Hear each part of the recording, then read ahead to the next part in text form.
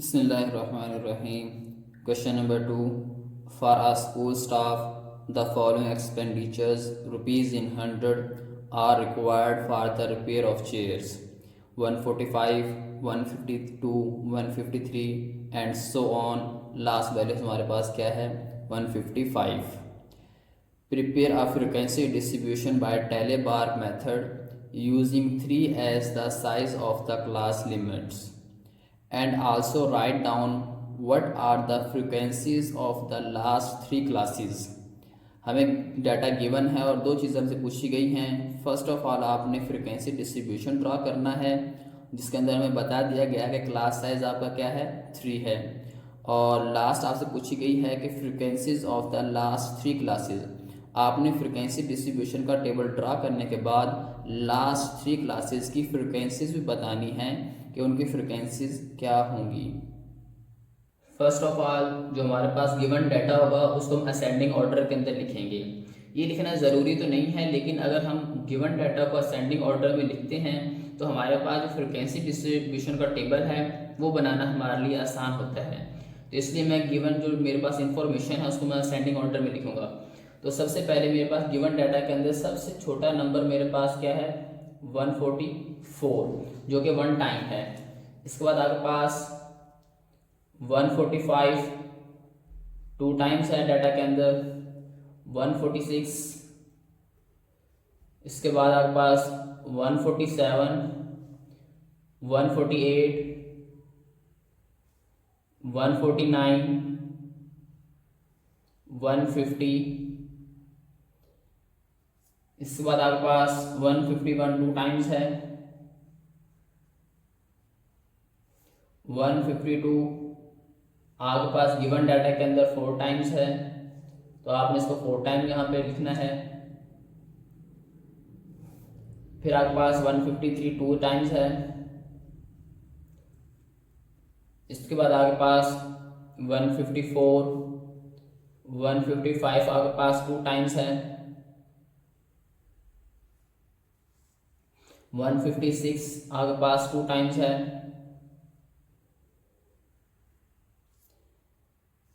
इसके बाद आपके पास 158 2 टाइम्स है,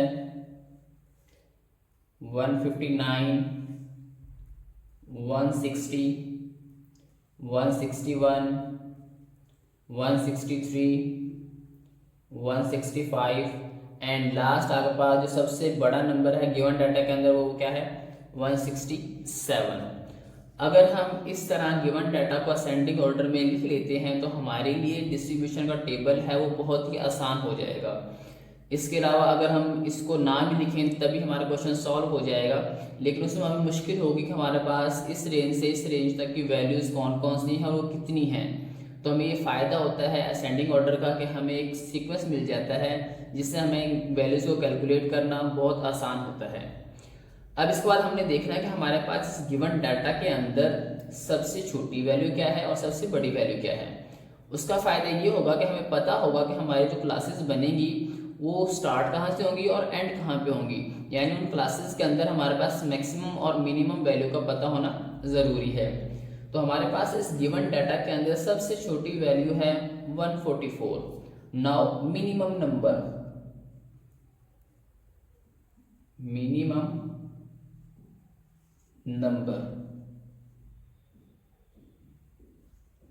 means x minimum is equal to क्या होगा हमारे पास 144. इसके बाद हमने देखना है कि हमारे पास गिवन डाटा के अंदर सबसे बड़ा नंबर कौन सा है, यानी मैक्सिमम नंबर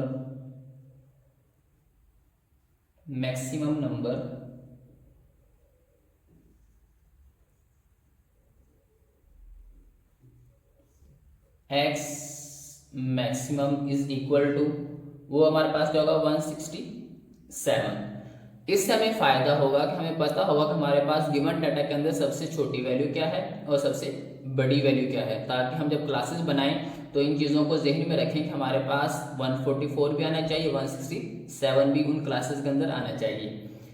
एक और चीज़ हमें इंफॉर्मेशन जो क्वेश्चन के अंदर गिवन थी वो था क्लास साइज, कि हमारे पास क्लास साइज वहाँ पे गिवन था 3. नाउ क्लास साइज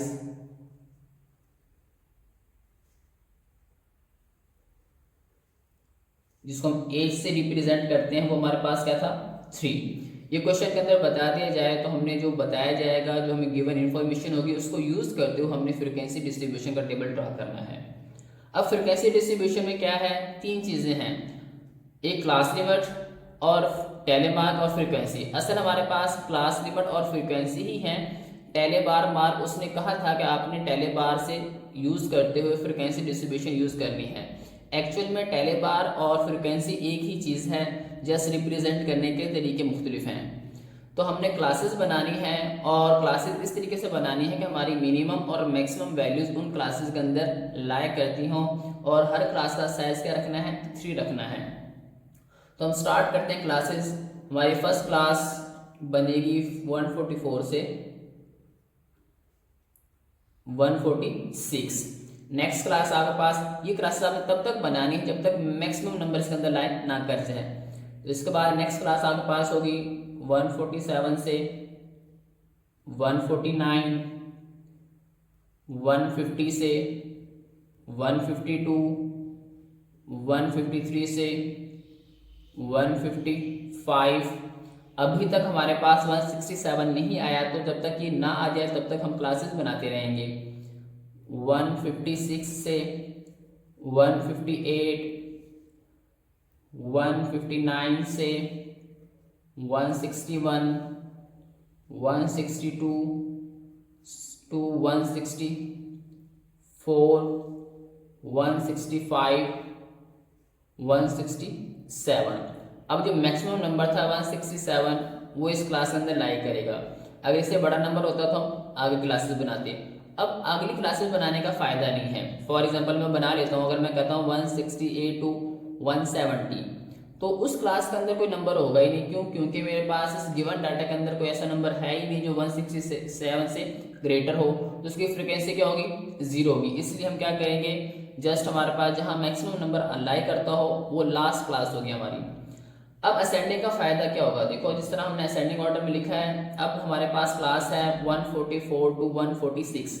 इसका मतलब है कि इस क्लास का जितने भी नंबर हैं, मिनिमम नंबर 144, मैक्सिमम नंबर 146, और इनके दरमियान जितने भी नंबर है वो इस क्लास के अंदर लाई करते हैं। हमने इस गिवन इन्फॉर्मेशन में देखना है कि हमारे पास कितने ऐसे नंबर्स हैं जो इस क्लास में, इस रेंज के अंदर हैं। तो हमारे पास 144, 145, 1 2 3 4। अब इसके बाद आता है हमारे पास 147 जो कि इस क्लास के अंदर लाइन नहीं करेगा। तो इसमें मेरे पास कितने नंबर होंगे, 144 से 146, 1 2 3 4। तो आपने टेली बार मेरे पास 1 2 3 4 काउंट किया, 4 है, तो इसकी फ्रीक्वेंसी क्या होगी, 4 होगी। तो सबसे बड़ा फायदा हमें ये होता है जब हम टेबल बनाते हैं, अगर असेंडिंग ऑर्डर में है तो जस्ट हमने उस लिमिट के अंदर काउंट करना है और वहाँ ड्रा कर देना है। अगर ये मर्ज होंगी तो हम फाइंड करेंगे हमारे पास ये नंबर्स कहाँ पे हैं, और इसमें जो हमारे पास मिस्टेक्स के चांसेस ज़्यादा होते हैं। इसके बाद हमारे पास 147 से 149, 147 से 149, 1 2 3, ये मेरे पास 3 है। यहाँ पे इसकी फ्रिक्वेंसी क्या होगी, 3, 1 2 3, इसके आगे 3 मेंशन कर दें। 150 से 152, 1 2 3 4 5 6 7। अब इसकी फ्रिक्वेंसी क्या, 7, तो आपने क्या करना है, 1 2 3 4। फिफ्थ लाइन आपने डायगोनल लाइन ड्रा करनी है, ये 5 6 और ये 7। इसको काउंट किया 7 है, तो इसकी फ्रिक्वेंसी क्या होगी, 7 होगी।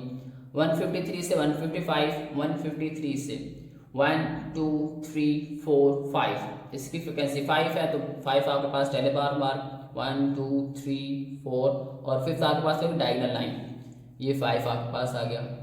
इसके बाद आपके पास 156 से 158, 156 से 158, 1 2 3 4, इसकी फ्रीक्वेंसी क्या होगी, 4। Now 4 tally bar 1 2 3 4, now its frequency is 4।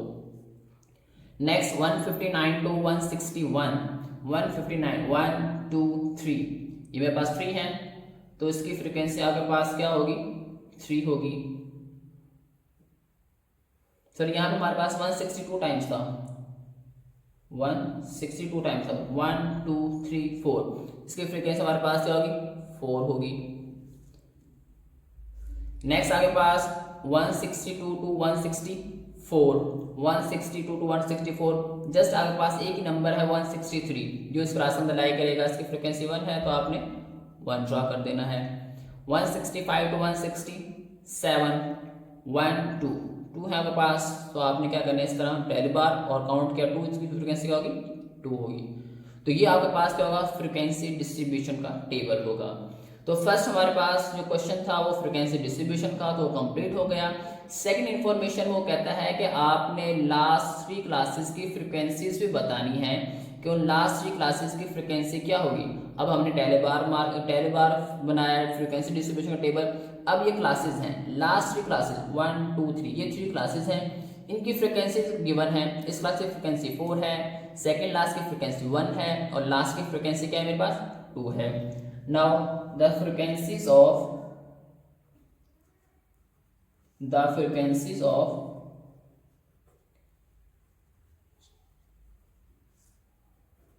last 3 classes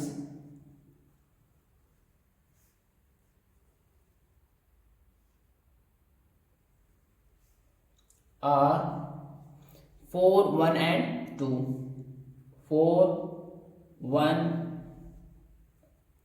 and 2 respectively।